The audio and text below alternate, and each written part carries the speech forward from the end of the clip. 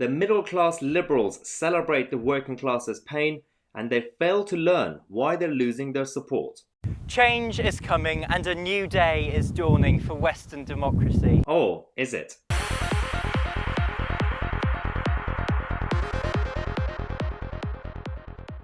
But before we get into the video, guys, don't forget we just launched our latest collection. With everything going on in the world, the I Believe in Britain campaign is our subtle way of keeping the Brexit message alive. We've got t-shirts, hoodies, mugs, caps, you name it. Just click on the link in the description box or click here to get one of your own. So let's spread the word because we are the silent majority and we do believe in Britain. Hello everyone and welcome to today's show. Just a quick thing, as I said in the previous video, thanks again for everyone who's been supporting this channel. We're only a few hundred subscribers away until we hit 200,000. So if you haven't yet, make sure to click subscribe. Now, this video is quite important because as you've seen over the last few years, especially the last 4 years since 2016, when the wave started against the metropolitan liberal elite, when the working classes, the left behind, the silent majority decided to abandon their usual base, the left-wing parties, and go with the exact opposite side. Whether it was, I mean, Brexit is not really right-wing or left-wing, but essentially was anti-establishment. Donald Trump's election in 2016, obviously you had Le Pen in France and other events across Europe. You would think that lefties will actually sit down and learn from their mistakes. No, they completely abandoned the working classes, again, the so-called silent majority, and they've tried to find everything and everyone else to blame. Now that they think that obviously Joe Biden is going to be the next president, we have to wait for the Electoral College to confirm this, they're going around actually being happy about the fact that they have defeated the working classes. They're still going around showing contempt, and it's absolutely fascinating. They're currently celebrating on the streets and targeting the working classes in America. Same thing's happening here. Right now we have a clip of this liberal Democrat activist who's been quite known now on Twitter because of his videos. He actually published a video sending his best wishes to Joe Biden and Kamala Harris. And let's talk about the problem with this mentality. Change is coming and a new day is dawning for Western democracy. I'd like to extend my heartfelt congratulations to Joe Biden and Kamala Harris on their election victory, and to every Democrat up and down the ticket in the House and Senate races. Well, firstly, considering they didn't really do well in the House and also they're losing the Senate, yeah, congrats guys. Today, America sent a strong message of hope around the world. A rejection of Trump's catalogue of lies, chaos, division and hatred, and a strong endorsement of the politics of hope, compassion and decency. Okay, this is my problem with the liberal left. I'm sure this guy means well, he's probably a great guy. It's just the issue is, they always go around throwing around these words, hope, compassion, decency, as if they have some sort of dominance and monopoly on these terminologies, as if only their side have hope, compassion and decency. Then until that side of the political spectrum understand that this is not how politics works, this is not how ordinary people live their lives, they'll probably start learning, actually getting their votes back, because we saw what happened in the election. Donald Trump actually managed to increase his votes from every other category, from women to non-white people, from all various ethnic minorities, and actually he lost more white male votes.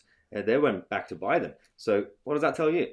We have a Prime Minister here, Boris Johnson, who has continued to serve the interests of himself and his own party.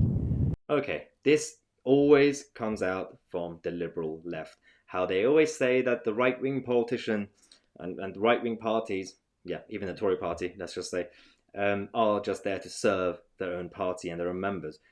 Not sure if you guys know how Western democracy works. If any party or politician decide to just serve themselves and their own interests, guess what will happen? They'll lose the next election. So whether their policies are right or wrong, that's a whole different debate. But if they actually proactively go against the populace, they will always lose support. It happened with New Labour, it happened with obviously the Democrats previously, and it's not really the whole situation. This classic line of right-wing parties, or like the conservatives, are just there to protect the rich and the richest. it's getting too old, guys. Let's hope that with the election victory in the US, the fight back against far-right politics is only just at the beginning. Okay, that's also getting quite lazy. Again, I always say this is intellectual laziness. Just randomly saying someone's hard right. Apparently Boris Johnson is now hard right. The guy is a liberal conservative. He's not. He's more centrist than David Cameron. David Cameron was more right wing than Boris on so many other issues, except for Brexit, obviously, and the European Union. And it doesn't really work because we've seen what's been happening in America. The arrogance of the Americans that left in America. You got ABC News talking about London fireworks, saying that fireworks lit up the night sky over London, England. Firstly, it's the United Kingdom, but okay. After Joe Biden was characterized. Okay, so they thought Bonfire Night, the 5th of November, was about Joe Biden. Not everything is about you guys. And then next one, The Hill also said fireworks in London, Edinburgh, as Edinburgh, as Biden win celebrated abroad. They don't get it. They don't even know their history. They don't know why they. I mean, let's just say Joe Biden is going to be the next president. Let's just say the Electoral College are going to do it, and they're not going to find any evidence against this whole thing. Do you think you're going to get all the working classes back again? No. You're going to struggle. You've already lost the Senate.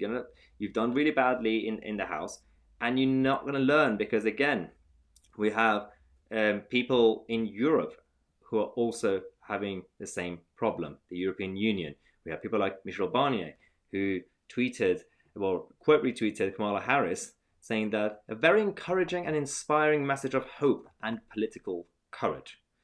In reality, it says a very sad and depressing message of communism and political chaos.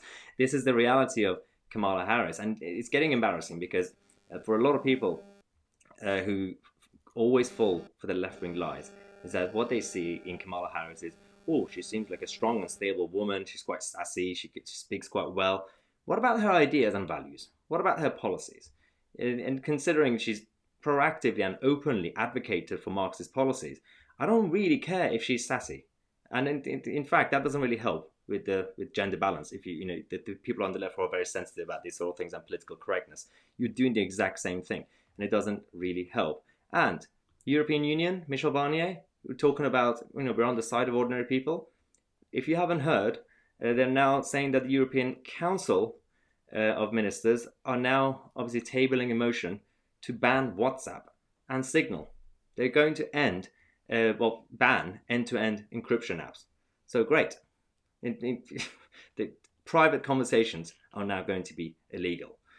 So if these people really cared about the working classes, really cared about ordinary people, they wouldn't do this. So this is what we have. And we have a lot of questions because it's Monday, and obviously we've received a number of questions from the members of the channel, especially on the whole America stuff and Brexit. So let's go to the first one. Juliet Kelly says, "Hi Maya, given how Biden feels about Brexit, can he really block a trade deal with the UK?"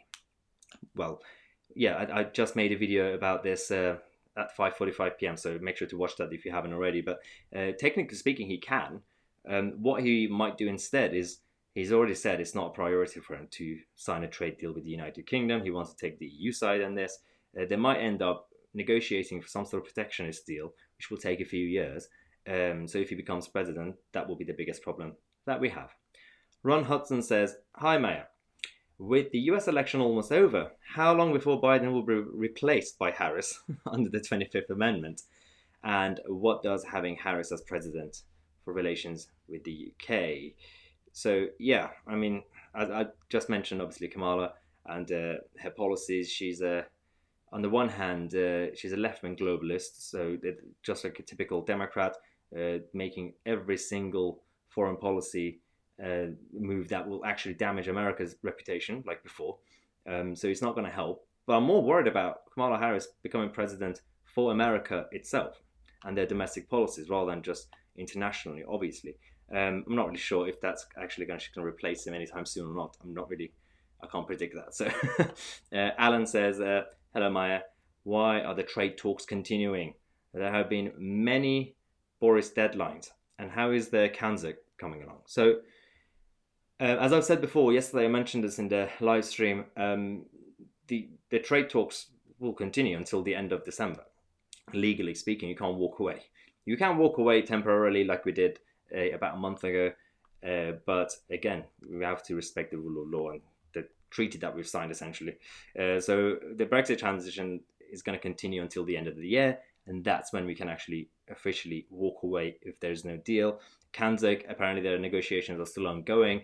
Obviously, with Australia, it's looking good. But the thing about Kanzak is that it's not just a trade deal based on goods and services. It's also cooperation, defense, and everything else. So I think it will take some time.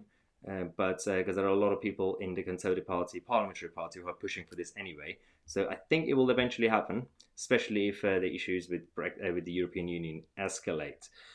Steve says, given the intense Brexit negotiations over the last 2 weeks and no acceptance by the EU of Britain's position as a sovereign nation, what more can be done in the negotiations after Ursula von der Leyen said that efforts would be redoubled?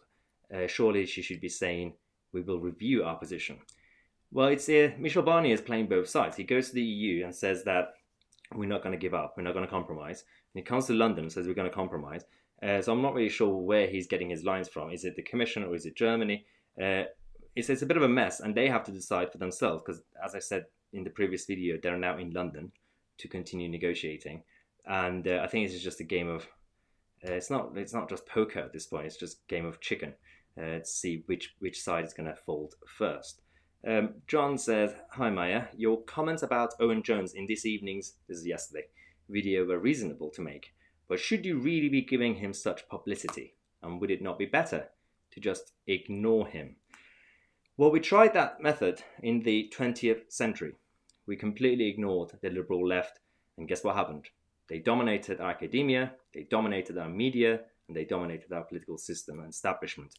The longer we ignored their existence and didn't actually do any rebuttals or any counter arguments, they kept winning. It's time to actually show that it's nothing to do with publicity. He's already getting, it's not like if I post it on my YouTube channel, he's going to get more subscribers from my base. You guys are not going to do that, are you? So, but you have to counter what they say because they've been going on for decades and decades without even being challenged. Right, that's all we have time for this week. Thanks again to all the members for sending their questions. If you want to be featured in next week's members Q&A and also support the channel, then feel free to become a member. The link is in the description, or just go on youtube.com/myotc/join. Also, don't forget, as usual, get your latest I Believe in Britain merchandise. We've got the hoodies and everything else. The link is in the description, or you could just click on this link on top of my head somewhere. As I said earlier, because we're getting close to 200,000 subscribers, hopefully tomorrow or Wednesday, I'm going to have a big surprise for you guys. So stay tuned, subscribe to the channel. Thanks again for watching on myotc, and I'll see you guys in the next video.